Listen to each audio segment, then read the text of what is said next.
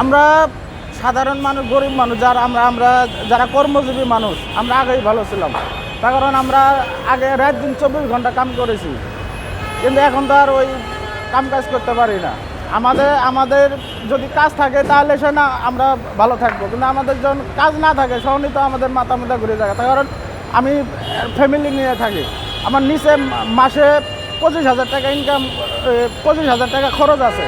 আমার তো মাসে 8-10 হাজার টাকাও ইনকাম করে পাইতেছি না, তাহলে আমি 15,000 টাকা কোন দিনে আনবো?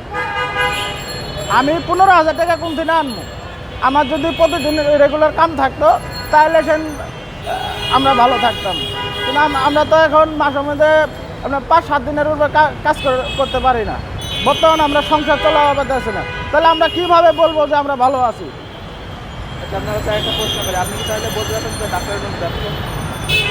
100% ব্যর্থ। উনি তো দেশ চলা পারবে না, উনি তো আর দেশ চলা পারবে না। বলেন। ডক্টর ইনু সাহেব তো আর দেশ চলা পারতেছে না। কারণ কোনো দিক দিয়ে দেখেন, আপনারা সাংবাদিক মানুষ, জায়গা ঘুরেন, আপনারা বলতে পারবেন যে কোনো একটা দিক দিয়ে সে নিয়ন্ত্রণ করে পাইছে, কোনো দিক দিয়ে নিয়ন্ত্রণ করে পায় নাই। আরও আমাদের মতো সাধারণ মানুষের ভোগান্তির মধ্যে ফেলেছে। ধরেন যে ভেটের কথা বলি, ভেট মনে হয় 7%-এর জায়গায় 15% বাড়াইছে। এটা কি আমাদের জন্য ভালো হয়েছে নাকি খারাপ হয়েছে? এরকম আপনার সব দিক দিয়ে মনে করেন আমরাও শান্তির মধ্যে আছি।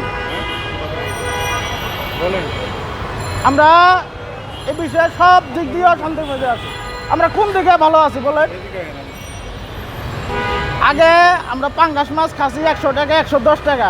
এখন পাঙ্গাস মাছ খাওয়া লাগে মনে করেন 200-250 টাকা।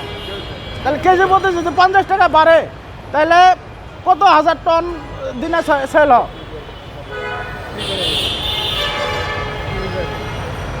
আর আছে বক্তব্য ভাই?